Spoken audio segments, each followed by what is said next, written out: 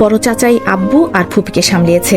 বড় মাও যোদ্ধার মতো টিকিয়ে রেখেছে সংসারটা। ফুপি ছোট হলেও আগে ফুপির সংসারটা গুছিয়ে দিয়ে তারপর আব্বু বিয়ে করেন। আম্মু নিজের করে নেন এই সংসারটাকে। রিমি আপুর কয়েক মাসের বড় তাসফি ভাইয়া। তাদের পরেই নাকি আমার এক ভাই পৃথিবীতে এসেছিল, কিন্তু কয়েক ঘন্টার ব্যবধানে আবারও চলে যেতে হয়েছিল তাকে। তারপর বড় মার কোলে আসে রিফাপু। তার বছর 3 পর অনেক জল্পনা কল্পনার পরেই নাকি আমি পৃথিবীতে আসি। এসব কিছুই দাদি, বড় মা, আম্মু, ফুফি, রিমিয়াপুর মুখে শোনা।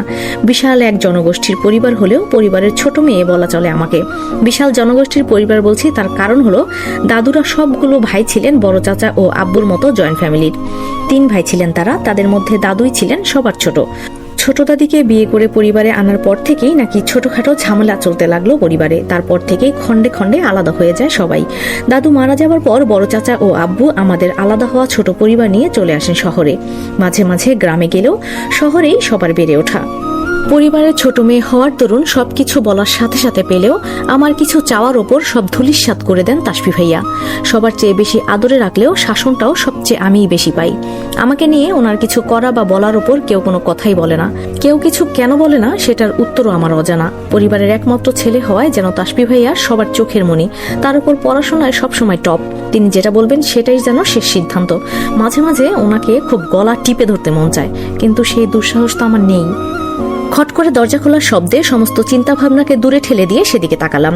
রিফাপুকে দেখে আবারও চোখের কোনায় পানিগুলো এসে ভিড় জমালো। রুমে ঢুকে মিষ্টি করে একটা হাসি দিয়ে হাতে থাকা একটা শপিং ব্যাগ এগিয়ে দিল আমার দিকে। তারপর বলল, তোর এই আধ খোলা শাড়িটা পুরোপুরি খুলে পটাপট এটা পর, ঝটপট নিচে চল। এবার আরো অভিমান এসে যেন ভিড় জমালো আমার মনে। কত ইচ্ছে ছিল রিমিয়াপুর বিয়েতে শাড়ি পরে অনেক মজা করব। অনেক কষ্টে শাড়িটা পরেছিলাম, কিন্তু আপু এসে সযত্নে সেটা খুলে ফেলতে বলছে। একেই বলে ভাগ্য। মনে মনে ভেবে নিলাম যাব না আমি হলুদে। যতক্ষণ পর্যন্ত ওই বজ্জাত বদমাইশ লোকটা থাকবে ততক্ষণ পর্যন্ত কিছুতেই যাব না। এক আকাশ অভিমান নিয়ে রিফাপুকে বললাম, যাব না আমি কোথাও। চলে যাও তুমি, আর তোমাদের ওই আদরের বজ্জাত ভাইকে নিয়ে মজা করো, আনন্দ করো। আমাকে দরকার নেই তোমাদের। এবার টুপ টুপ করে এক ফোঁটা পানি পড়লো চোখ থেকে। বুঝতে পারলাম বড্ড বেশি রাগ হচ্ছে এবার আমার। অতিরিক্ত রাগের বসে কান্না পেয়ে যায়, কেন জানি না। রিফাপুর দিকে তাকিয়ে দেখলাম মিটমিট করে হাসছে সে। বনু তো দেখি অনেক রেগে আছে, কিন্তু সে কি জানে তার জন্য পুরো হলুদের অনুষ্ঠানটা স্টপ করে রাখা হয়েছে? আর সেই মহান কাজটা কে করেছে তা নিশ্চয় বলতে হবে না। বললাম তো যাব না আমি। বলতেই শপিং ব্যাগটা ঢেলে ফেললো রিফাপু। বেরিয়ে আসলো কলা পাতা রঙের একটা জামা। জামাটা আমার হাতে ধরিয়ে দিয়ে বলল, আর একটুকু সময় নষ্ট করিস না, দেখবি তাসফি ভাইয়া চলে এসেছে। তোর জন্য সবাই অপেক্ষা করছে, তাড়াতাড়ি জামাটা পরে নে বনু, প্লিজ, আর রাগ করে থাকিস না। অবাক হয়ে জামাটার দিকে তাকিয়ে থাকলেও রিফাপুর কথাটা শুনতে পেয়েছি।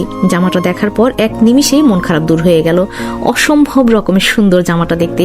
শাড়ির থেকে এই জামাটাতেই আমাকে ভীষণ ভালো লাগবে, কিন্তু এটা আপুকে কিছুতেই বুঝতে দেওয়া যাবে না। তাই একটু গম্ভীর হয়ে বললাম, আচ্ছা আচ্ছা ঠিক আছে, তুমি যাও, আমি রেডি হয়ে আসছি। আমার কথাটা শুনে রিফাপু মনে হয় অনেক স্বস্তি পেল। আমার গলাটা টেনে নিয়ে হাসতে হাসতে বলল, আহ কত নাটক তোর। জামাটা দেখে যে মনে মনে লাড্ডু ফুটছে সেটা তো আর মুখে বলবি না। তাড়াতাড়ি কর এখন, তা না হলে